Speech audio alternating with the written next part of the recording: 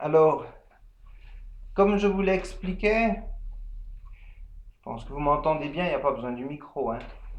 Comme je vous l'expliquais il y a 2 semaines, le jour du 25 décembre, nous avons quitté la période de l'Avent pour entrer dans la période de Noël, que l'on connaît aussi sous l'appellation des 12 jours de Noël. Je dis ça parce que c'est aussi le nom d'un chant, les 12 jours de Noël, qui symboliquement représente le voyage des mages jusqu'à la maison où Marie se trouvait avec l'enfant roi. Dans la Bible, le chiffre 12 représente la complétude, que ce soit des 12 tribus d'Israël aux 12 portes de la Nouvelle Jérusalem. Un autre détail amusant est que même si les versets n'existaient pas lorsque le passage que nous allons lire, fut écrit par Matthieu, ce passage qui parle des mages contient 12 versets. C'est amusant. Ajoutez donc 12 au 25 décembre et vous arrivez au 6 janvier, qui est communément appelée la fête des rois ou encore l'épiphanie. J'avais aussi rappelé que cette date coïncide avec le Noël pour les chrétiens orthodoxes en Russie ou en Égypte, en Orient. Le 6 étant hier, nous fêtons donc les rois aujourd'hui, pas d'une façon liturgique, mais d'une façon de se dire que c'est l'occasion de parler d'un sujet que l'on n'aborde pas forcément tous les ans. Et si nous suivons le calendrier liturgique, nous fêtons aussi aujourd'hui le baptême du Seigneur Jésus-Christ. Pourquoi est-ce que je dis cela? Parce que le mot épiphanie et le mot théophanie, si vous aimez le vocabulaire, sont des mots qui sont assez proches. Les deux signifient une manifestation de Dieu. Le mot théophanie signifie une manifestation de Dieu directe, comme lorsque Jésus se fut baptisé et qu'il entendit du haut des cieux, « Celui-ci est mon Fils bien-aimé ». Théophanie signifie une manifestation de Dieu, épiphanie signifie une manifestation d'en haut. Généralement, peut-être pas de Dieu directement, mais c'est Dieu qui se manifeste, mais pas aussi directement que lors du baptême de Jésus, par exemple. Alors, ces termes sont interchangeables, on peut les utiliser sans commettre d'erreur, mais la raison pour laquelle je vous répète tout ça est qu'aujourd'hui, donc, nous fêtons ce que l'on appelle les mages, c'est-à-dire la fête de l'épiphanie, et encore une fois, je dis cela pas d'une façon liturgique, mais simplement parce que c'est une occasion, c'est peut-être la dernière occasion que nous avons de parler de Noël cette année, et on aime Noël, alors on aime bien étendre cette période et on va en profiter encore aujourd'hui. Ce passage que nous allons lire ce matin et qui mentionne les mages est un passage très court, situé à un moment central de la Bible. Et pour cette raison, ce passage a excité l'imagination de certains, nous amenant à une compréhension qui n'est pas toujours exactement proche du texte original. C'est pourquoi je voudrais demander à quelqu'un, s'il le veut bien, d'ouvrir sa Bible dans Matthieu au chapitre 2 et de lire les versets 1 à 12. Merci. Jésus était né à Bethléem en Judée, sous le règne du roi Hérode. Or, des mages venant de l'Orient arrivèrent à Jérusalem. Ils demandaient: Où est le roi des Juifs qui vient de naître? Nous avons vu se lever son étoile et nous sommes venus lui rendre hommage. Quand le roi Hérode apprit la nouvelle, il en fut profondément troublé, et tout Jérusalem avec lui. Il convoqua tous les chefs des prêtres et les spécialistes de la loi que comptait son peuple, et il leur demanda où devait naître le Messie. À Bethléem en Judée, lui répondirent-ils, car voici ce que le prophète a écrit. Et toi, Bethléem, village de Juda, tu n'es certes pas le plus insignifiant des chefs-lieux de Juda, car c'est de toi que sortira le chef qui, comme un berger, conduira Israël, mon peuple. Là-dessus, Hérode fit appeler secrètement les mages et se fit préciser à quel moment l'étoile leur était apparue. Puis il les envoya à Bethléem en disant, allez là-bas et renseignez-vous avec précision sur cet enfant, puis quand vous l'aurez trouvé, venez me le faire savoir pour que j'aille moi aussi lui rendre hommage. Quand le roi leur eut donné ses instructions, les mages se mirent en route. Et voici, l'étoile qu'ils avaient vue se lever les précédait. Elle parvint au-dessus de l'endroit où se trouvait le petit enfant, et là elle s'arrêta. En revoyant l'étoile, les mages furent remplis de joie. Ils entrèrent dans la maison, virent l'enfant avec Marie sa mère, et tombant à genoux, lui rendirent hommage. Puis ils ouvrirent leur coffret et lui offrirent en cadeau de l'or, de l'encens et de la myrrhe. Cependant, Dieu les avertit par un rêve de ne pas retourner auprès d'Hérode. Ils regagnèrent donc leur pays par un autre chemin. Amen. Amen, merci. Je vous invite à prier. Dieu éternel, tu as inspiré ta parole. Chaque passage de cette Bible est inspiré par ton Esprit, Seigneur. Et nous te demandons ce matin de nous permettre de comprendre un petit peu plus ce passage, et cela pour que nous puissions vivre nos vies peut-être un petit peu plus en accord avec ta volonté. Et cela dans le nom du Seigneur Jésus. Amen. Amen. Alors c'est peut-être la dernière fois de l'année que nous parlons de ces mages. C'est pour ça que je voulais en profiter. Et on va essayer de voir quelques détails de cette histoire, justement. C'est un petit peu le but de cette prédication.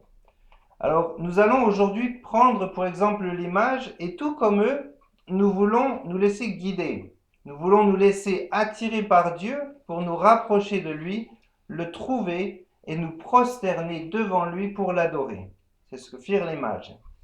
Nous avons lu ces quelques versets dans ce que nous lisons tous les ans, et nous pouvons constater qu'il y a un certain nombre de détails que nous ne connaissons pas. Sur les 31 000 et quelques versets qu'il y a dans nos Bibles, ces 12 versets qui parlent des mages sont uniques. Ils représentent environ 0,0004% de la Bible. Et pourtant, nous connaissons mieux cette histoire des mages que certaines histoires de l'Ancien Testament qui se répandent sur plusieurs chapitres. Pourquoi ? Parce que ces versets sur la venue des rois qui s'agenouillent devant ce bébé est un point central du récit biblique, dont le thème est la venue du Messie. Seulement, le fait que la Bible ne nous donne uniquement que 12 versets concernant ces mages a permis à la tradition de très vite reprendre le dessus. Cela car l'on ne connaît que très peu de choses concernant ces personnages. Une des tendances de l'être humain est que nous aimons ajouter et enjoliver des histoires pour les rendre plus excitantes, mais aussi car nous avons besoin de réponses. Nous n'aimons pas ne pas savoir. Alors, la tradition s'est donc très vite empressée de boucher les trous de ces 12 petits versets, et cela en commençant par donner des noms fantaisistes aux mages. Je ne sais pas si vous les connaissez. Balthazar, Melchior, Gaspard. Exactement, Gaspard, Melchior et Balthazar. Nous ne connaissons pas le nom des mages. Cette idée est une idée fantaisiste qui a été créée dans le courant de l'histoire. Alors cela nous fait penser qu'ils étaient trois, forcément, puisqu'il y a trois noms. Alors que le texte ne nous parle pas de trois mages, mais de trois présents. Imaginez-vous traverser des milliers de kilomètres de désert à Troie avec des coffres remplis d'or. Ça n'aurait pas été très prudent, particulièrement à cause des pirates du désert qui n'attendent que de vous tomber dessus, de vous piller. Nous allons donc voir plus tard le statut de ces soi-disant mages. Mais pensez-vous que des gens si importants voyageraient seuls, sans compter le nombre de personnes qu'il faut pour élever les tentes, transporter les litres d'eau et les kilos de nourriture, etc. Cela en plus des trésors qui étaient déjà d'un poids certain. Nous parlons quand même d'un voyage d'environ 2000 km. Nous ne connaissons pas le nombre de personnes participant à ce voyage. Et puis il y a une autre chose que l'on ne sait pas, j'ai dit que nous allons parler du statut de ces mages, c'est leur origine. Alors le texte que nous avons lu dit « Voici des mages venus d'Orient ». Et pour nous, l'Orient, c'est l'Est, là où le soleil se lève. L'Est représente quand même, si on dit l'Est, ça représente une partie assez vaste du monde pour nous. Mais ce qui nous intéresse, c'est de savoir que la Bible part de l'Est en se plaçant depuis Jérusalem. Et avec cette perspective, cela représente deux locations possibles, c'est-à-dire soit la Perse, soit Babylone. On peut donc tout d'abord penser, tout comme Flavius Joseph, peut-être que vous connaissez Flavius Joseph, qui était un historien juif du 1er siècle, célèbre pour ses écrits historiques, et il a cherché à prouver historiquement que ces mages étaient des mages de Perse. Une des raisons pour cela était qu'en Perse, être mage était une catégorie sociale, religieuse, et ces gens étaient des gens très éduqués dans les sciences et dans les religions. Il s'agissait de personnes monothéistes qui avaient accès aux textes religieux, notamment la Torah, et cela à cause de la diaspora, c'est-à-dire cela à cause des Juifs qui avaient été pris par Israël et déportés en Assyrie à l'époque de Tiglath-Pileser III en 740 avant l'ère commune. Mais quand la Syrie est devenue la Perse, ces Juifs, après la destruction du royaume assyrien, ne sont pas retournés en Israël. Et après des décades de captivité, ils avaient maintenant leur vie, leur champ, leur famille en Perse. Ils étaient donc restés en Perse et adoraient leur Dieu au travers de leurs textes sacrés, notamment la Torah. Et ces mages, étant des personnes très éduquées intellectuellement et religieusement, avaient conscience de ces textes juifs. Ils avaient conscience de cette Bible qui dirigeait la vie des Israélites. Les mages connaissaient les textes de la Torah, et particulièrement la prophétie du sceptre de Juda et de l'étoile de Jacob, que l'on trouve dans Nombre 24. Les mages avaient connaissance des prophéties juives, et il est donc possible de penser qu'ils venaient de Perse. D'une autre façon, il est aussi possible de considérer que les mages venaient de Babylone. Cette hypothèse vient du rôle que l'étoile joue dans le récit. Les mages de Babylone étaient un peu différents. Ils étaient des astronomes, pas des astrologues, des astronomes. C'est pas la même chose que les astrologues qui font des prédictions dans le journal qui sont un petit peu vagues. Des astronomes, non, c'était des gens qui déjà à l'époque étaient très instruits dans l'étude des planètes, des constellations et des choses du ciel. Et forcément, le rôle que joue l'étoile dans le récit peut nous faire conclure qu'en effet, la Bible parle d'astronomes ayant une vraie connaissance du ciel et que cette étoile leur a donné une indication particulière. Alors ce sont les hypothèses. Et puis, qu'est-ce que c'est que cette étoile ? Est-ce que c'est un phénomène miraculeux que Dieu a mis en place contre toutes les lois naturelles, et cela afin d'accomplir son dessein ? Ou est-ce que c'est un phénomène naturel que Dieu a utilisé, c'est-à-dire un alignement quelconque des planètes, donnant aux mages un signal particulier, et cela pour accomplir son plan ?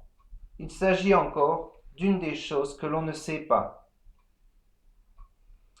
Mais maintenant, nous allons en profiter pour parler un peu de ce mot « mage ».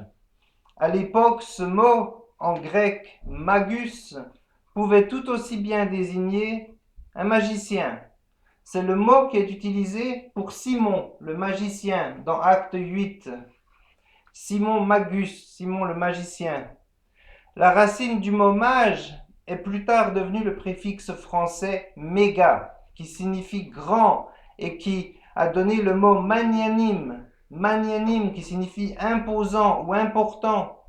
Donc une chose est sûre, c'est que si ces mages n'étaient pas des rois, car la Bible ne dit pas qu'ils étaient des rois, cela est une conjoncture avec d'autres prophéties qui ne sont pas forcément liées à la nativité, Donc, s'ils n'étaient pas des rois ni des magiciens, le fait que qu'en grec le terme magus soit traduit par mage en français signifie qu'ils étaient certainement des personnes très importantes, des personnes imposantes, des personnes haut placées socialement. Et c'est notable qu'ils ont quitté leur confort païen pour rechercher ce roi des Juifs. Et cela car ils connaissaient la prophétie, soit car ils connaissaient la prophétie, soit car ils surinterprétaient les signes astraux, et cela par l'effet du Saint-Esprit. Alors, nous avons parlé de ce que nous ne connaissons pas concernant ces mages, leur nombre, leur nom, leur origine. Nous pouvons parler maintenant de ce quoi nous sommes sûrs. Nous pouvons parler maintenant de ce qui est sûr et certain, c'est-à-dire de leur mission. Et cela est mentionné déjà dès les premiers versets. Est-ce que quelqu'un souhaiterait lire Matthieu 2, les versets 1 à 2, s'il vous plaît? Matthieu chapitre 2, les versets 1 à 2. Jésus étant né à Bethléem en Judée, au temps du roi Hérode, voici des mages d'Orient arrivèrent à Jérusalem et dirent: Où est le roi des Juifs qui vient de naître? Car nous avons vu son étoile en Orient et nous sommes venus pour l'adorer. Merci. Alors, voici des mages d'Orient arrivèrent à Jérusalem et dirent: Où est le roi des Juifs qui vient de naître? Donc on sait ce qu'ils sont venus faire. Ils sont venus chercher le roi des Juifs. Ce qui est intéressant, c'est déjà de se rendre compte que ces mages viennent chercher un roi qui n'est pas le leur. Ce qui m'amène à poser la question, est-ce que nous aussi, nous recherchons notre roi? Est-ce que nous aussi, nous avons un roi qui est vivant et qui aujourd'hui règne sur son trône? Est-ce que d'être sous l'autorité de ce roi, dans la monarchie de son royaume, est pour nous une réalité du moment présent? Je vous laisse réfléchir à cela. Quoi qu'il en soit, voici les mages qui arrivent à leur destination et commencent à demander à toutes les personnes présentes si quelqu'un sait où est le roi des Juifs qui vient de naître. Encore une fois, c'est intéressant de voir que les mages n'arrivent pas à Bethléem, mais ils arrivent à Jérusalem. En effet, ils recherchent le roi des Juifs. Et où trouver le roi des Juifs ailleurs que dans le centre de la foi juive, la ville de Jérusalem, et plus particulièrement dans le temple?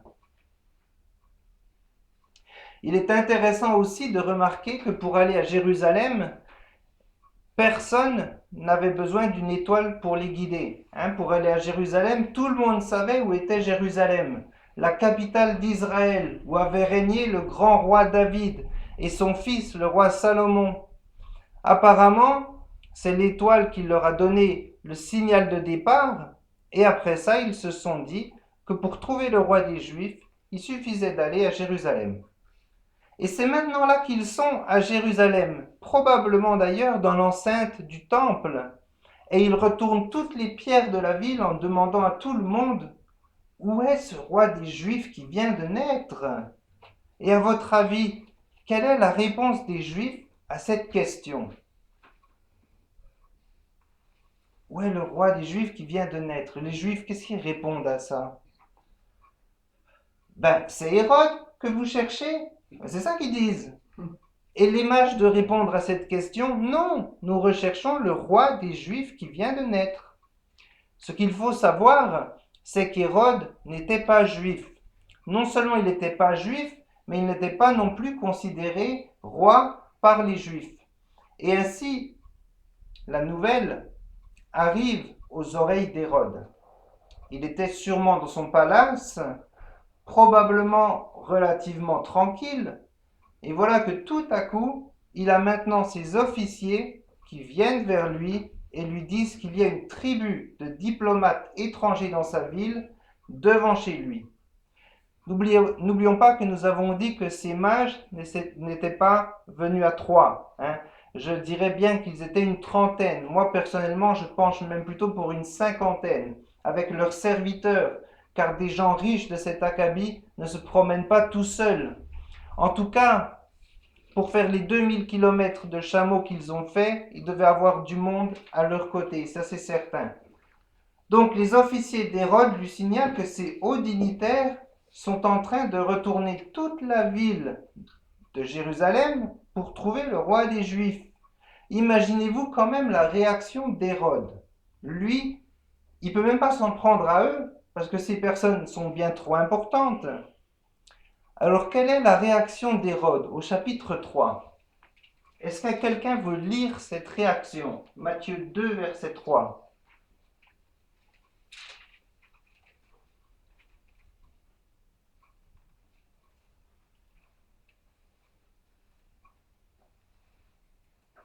Le roi Hérode, ayant appris cela, fut troublé et tout Jérusalem avec lui. Merci.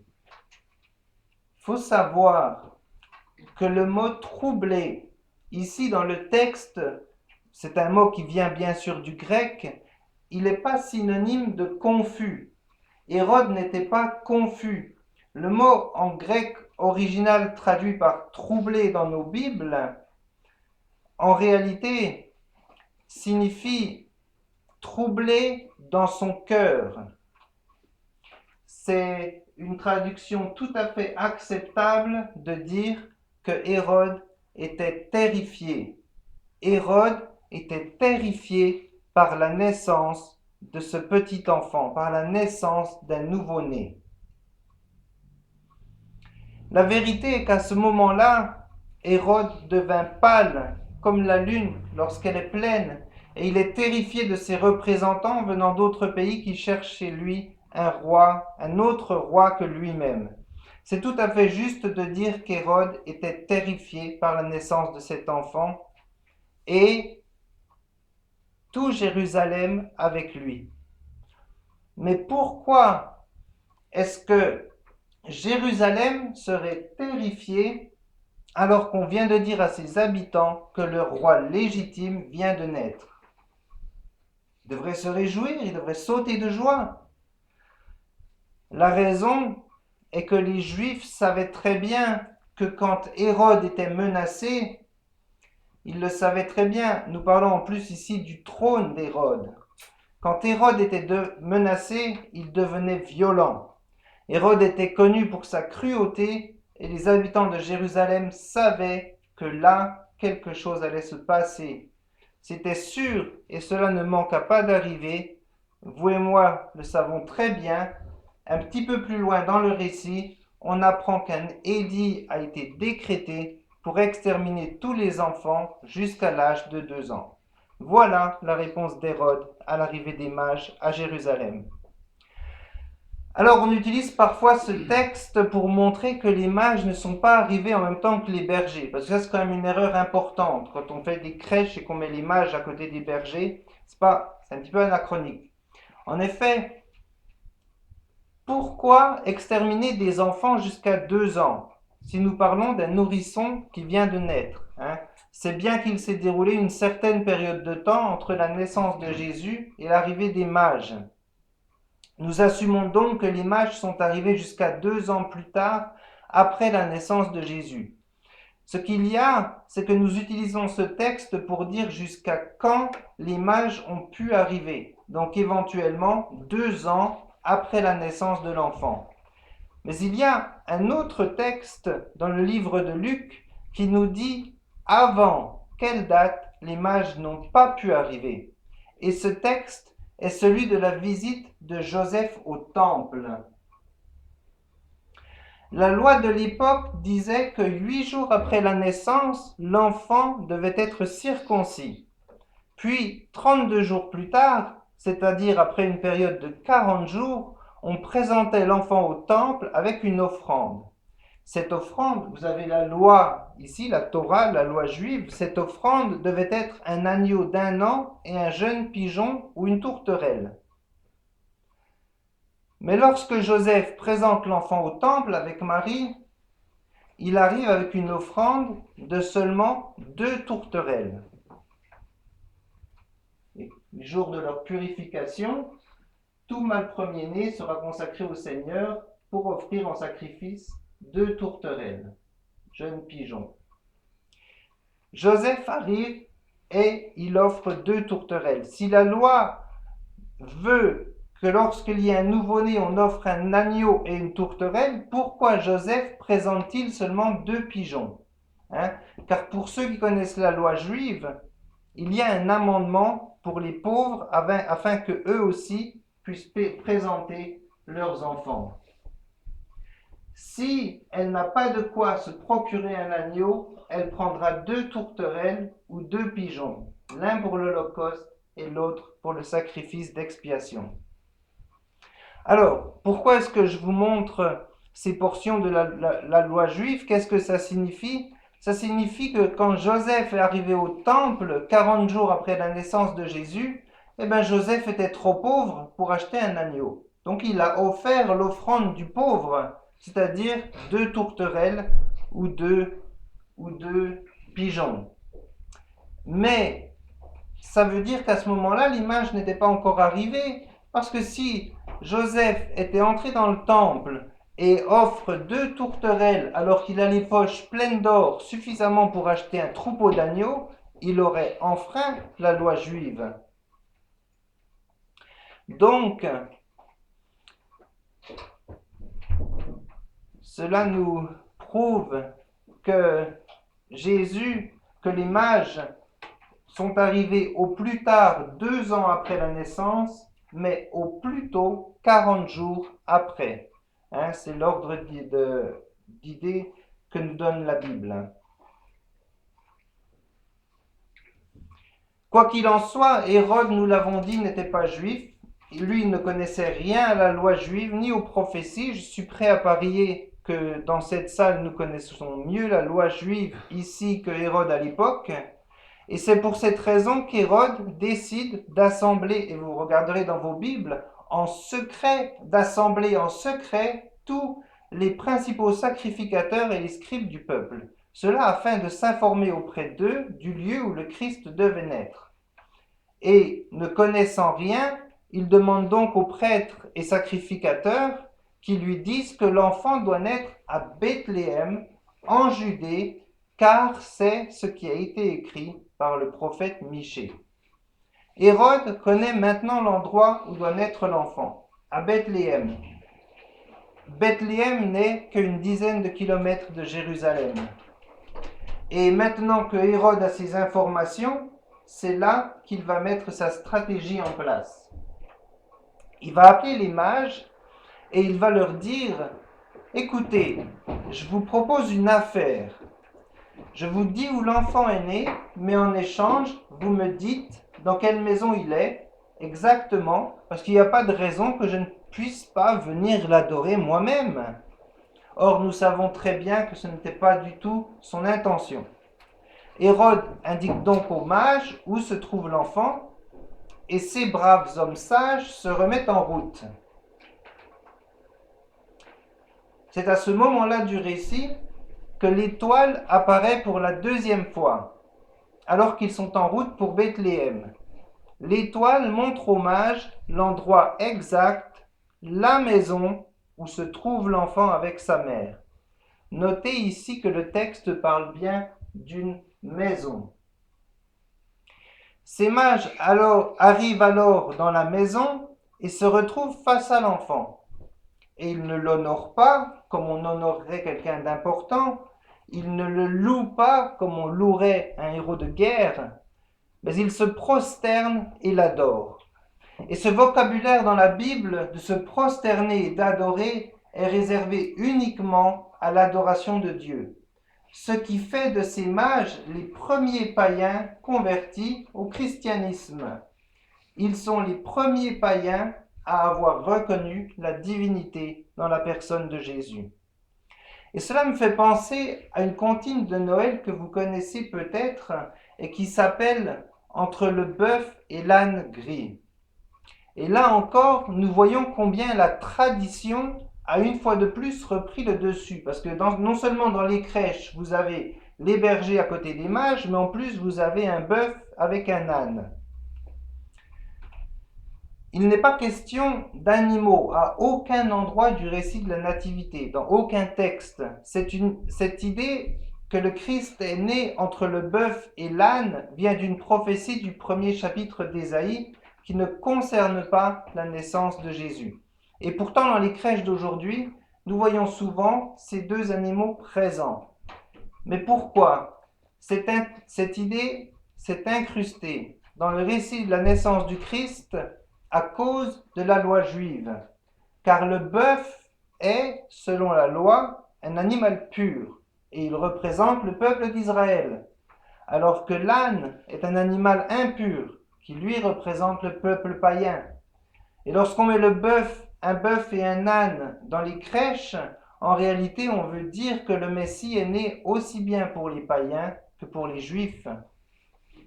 Mais il y a une autre représentation de cela qui est peut-être plus claire, qui est celle des bergers et des mages.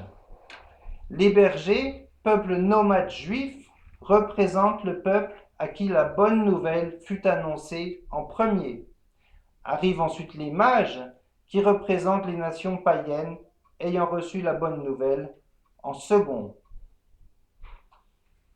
Alors revenons-en à notre récit quand même. Ces mages sont les premiers à reconnaître la divinité de l'enfant Jésus. Ils entrent dans la maison, ouvrent leur coffre et offrent 3 types de présents. De l'or, de l'encens et de la myrrhe. Il y a là un certain nombre de parallèles que nous pouvons faire entre la naissance de notre Seigneur et sa crucifixion. Tout d'abord, la myrrhe, qui est offerte à notre Seigneur à sa naissance et qui va lui être offerte encore une fois plus tard quand il sera sur la croix en tant que sédatif. Mais Jésus va refuser, mais cette myrrhe sera de toute façon utilisée pour embaumer le corps du Seigneur.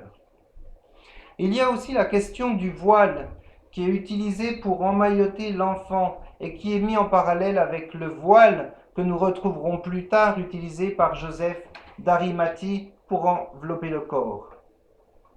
Et puis, il y a aussi la question de la chambre haute. Et ce que je vais vous dire maintenant, en plus vous commencez à avoir faim, ça va un petit peu bousculer ce que vous avez appris.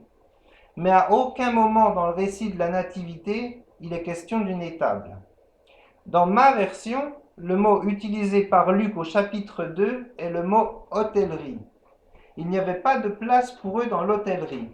Seulement, le vrai mot pour hôtellerie en grec n'est utilisé qu'une seule fois dans la Bible. Et c'est dans l'histoire du bon samaritain. Ce n'est pas dans l'histoire de la Nativité. Le mot grec utilisé au chapitre 7 de Luc 2, au verset 7 de Luc 2, est traduit par hôtellerie, est en réalité le mot grec katalima. Et j'ai fait mes recherches avec des personnes qui parlent le grec biblique et le mot katalima est le même mot qui est utilisé plus loin dans le chapitre 22 de Luc quand le Seigneur envoie ses disciples chercher une pièce pour célébrer la Pâque et que ses disciples trouvent une chambre haute meublée. Le même type de chambre haute qui était utilisé par les apôtres pour prier après la Pentecôte. La traduction correcte n'est donc pas, prétend pas traduire la Bible plus correctement que ceux qui le font, mais la traduction correcte du mot utilisé en grec n'est pas hôtellerie, mais est chambre haute. Parce qu'en réalité, voilà ce qui, selon moi, s'est passé. Joseph rentre dans sa ville natale pour le recensement. Personnellement, quand j'entre dans ma ville natale à Belfort, déjà, il y a la plus grande partie de ma famille qui vit là. Et puis, je connais beaucoup de monde, j'ai beaucoup d'amis à Belfort. Joseph arrive donc dans sa ville natale et naturellement se rend dans la maison familiale. Ce qu'il faut connaître, c'est la structure des maisons juives du 1er siècle. À l'époque, pour beaucoup d'entre elles, les maisons étaient divisées en 2 étages. le rez-de-chaussée et le premier étage. Le rez-de-chaussée se composait de la partie cuisine, ainsi que d'une étable domestique où on gardait des animaux domestiques qui n'étaient bien sûr pas des chiens et des chats, mais des chèvres pour le lait, des poules pour les œufs et parfois même une vache, ce qui fournissait de la chaleur dans la maison, en plus d'utiliser les excréments de ces animaux pour alimenter le feu de la cheminée.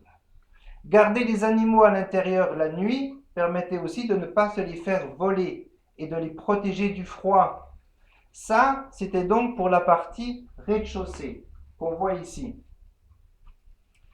Mais il y avait aussi un étage, Katalima, la chambre haute, parce qu'elle était à l'étage. C'est pour ça que c'est une chambre haute. C'était la partie vivable de la maison, la partie meublée. Jésus dit à ses disciples, allez me chercher une chambre meublée, une chambre haute, et il trouve là une chambre meublée. C'était donc à l'étage que se trouvaient les lits, les tables, les chaises, etc. et la chambre d'hôte. Et ce qui se passa dans le cas de Joseph, encore une fois selon moi, est que lorsqu'il arriva, cette chambre d'hôte familiale était déjà certainement occupée par les anciens de la famille, qui eux aussi venaient se faire recenser et qui avaient priorité sur Joseph. N'oublions pas que l'Asie, c'est la culture du respect des aînés. Joseph se retrouve donc de cette façon dans la partie basse de la maison, au rez-de-chaussée, c'est-à-dire dans la partie cuisine, là où il y avait au minimum une, voire plusieurs mangeoires dans ces crèches pour les animaux. Alors c'est comme ça que l'enfant se retrouve dans une mangeoire. Évidemment, tout cela reste des suppositions, mais des suppositions qui sont pour moi plus plausibles que de penser que Joseph arrive dans sa ville natale et que là, personne ne le connaît. Sa femme est enceinte et il n'y a pas une personne dans toute la ville pour lui mettre une couverture dans un coin de la maison. Les gens de l'époque n'étaient pas plus cruels qu'aujourd'hui, à mon avis. Quelqu'un se serait porté volontaire pour les aider. Ce qui est sûr, et c'était le point de départ de cette exploration des maisons du 1er siècle, c'est-à-dire faire le parallèle entre la naissance et la mort du Christ, c'est que ce terme katalima est présent au début de la vie de Jésus. Katalima n'était pas disponible pour Joseph et sa famille, et parallèlement à la fin de sa vie, lorsque notre Seigneur institue la Sainte Seine dans la chambre haute. Finalement, nous avons mis en parallèle déjà la myrrhe, le voile, la chambre haute, tous ces symboles qui apparaissent dès la naissance du Christ et reviennent à sa crucifixion. Il nous reste un parallèle à faire pour que notre liste soit complète, la mention du roi des Juifs. Cette expression du roi des Juifs, nous l'entendons encore avec les mages. Mais où est donc ce roi des Juifs qui doit naître ? Plus tard, lorsque notre Seigneur sera pendu à une croix, une plaque sera imposée à la croix disant en 3 langues « Jésus de Nazareth, roi des Juifs ». En conclusion, et je vous remercie pour votre patience parce que je sais que c'était un petit peu plus long que d'habitude, mais en conclusion, il n'y a pas de prophétie dans la Bible qui nous explique la signification de ces présents, de l'encens, de la myrrhe et de l'or. Mais il est relativement sage de penser, tout comme Augustin, qui est un père de l'Église, lui pensait, que ces présents expriment la vraie reconnaissance des mages qui ont vu la divinité de cet enfant, faisant une action de grâce en offrant ces cadeaux. Ces 3 présents sont la reconnaissance pour le don qu'ils ont reçu, parce que tous ont péché, nous sommes privés de la gloire de Dieu. Le salaire du péché, c'est la mort, mais le don gratuit de Dieu, c'est la vie éternelle en Jésus-Christ, et c'est ce don-là que nous célébrons à Noël. Il est ainsi relativement sage de penser que ces mages ont vu dans cet enfant notre Rédempteur, ayant offert le sacrifice, le seul capable de nous sauver, le reconnaissant avec l'encens, lui qui est notre prêtre, il offre le sacrifice, il est le sacrifice et maintenant il intercède pour nous. Ces mages ont aussi reconnu le roi des rois et c'est pour cette raison qu'ils ont offert de l'or à Jésus. Quoi de plus précieux, quel matériau plus précieux pourrions-nous offrir à un roi? Enfin, en ouvrant la myrrhe, les mages ont reconnu Jésus comme notre prophète, cet homme qui fut embaumé de myrrhe, dont la vie sur cette terre est une prophétie pour sauver le pécheur. Cet homme dont la vie et la mort sont le message pour le salut des hommes. Jésus, le plus grand prophète de Dieu. Et nous voulons tous, comme ces mages, reconnaître la souveraineté de notre roi, reconnaître sa divinité et ne jamais arrêter de proclamer cet évangile de la vie, de la mort et de la résurrection de Jésus qui est venu comme un petit bébé. Demandons au Seigneur qu'il nous guide à lui, tout comme l'étoile le fit pour les mages, afin qu'en le voyant, nous aussi puissions nous prosterner devant lui et l'adorer. Je vous invite à prier.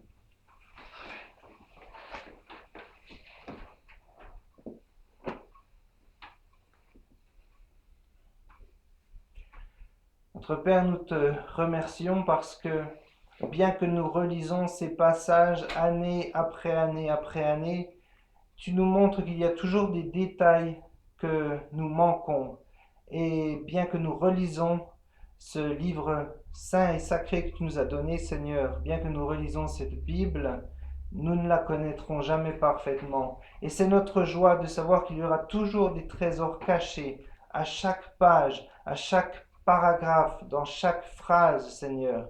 Oui, ces trésors sont là et nous te remercions de nous permettre de les trouver, de les voir pour mieux comprendre qui tu es et pour pouvoir nous rapprocher de toi, comme le firent les mages, nous rapprocher de toi pour nous agenouiller, t'adorer, te louer, Seigneur, dans le nom du Seigneur Jésus. Amen. Amen.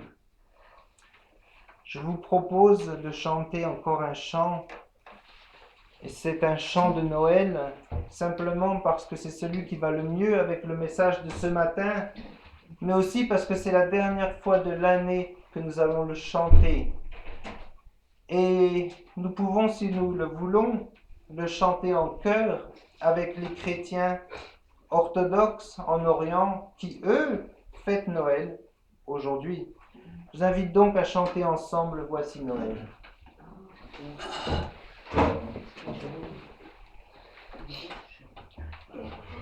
Voici Noël, ô douce nuit, l'étoile est là qui nous conduit.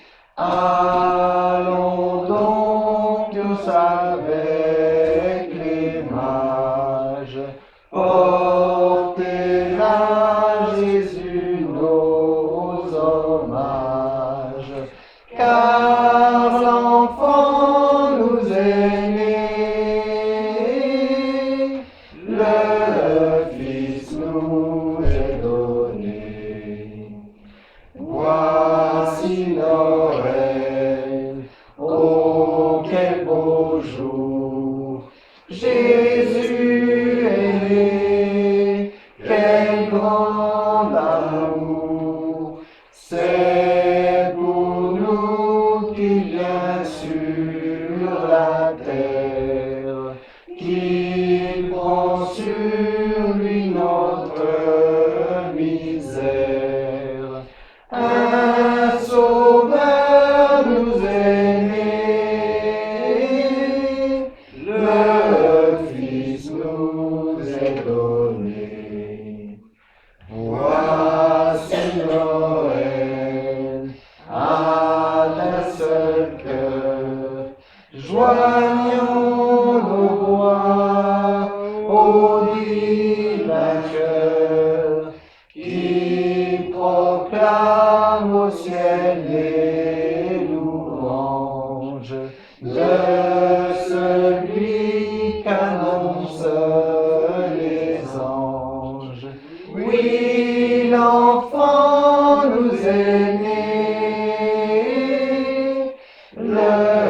Fils nous est donné. Voici Noël, ne craignons pas, car Dieu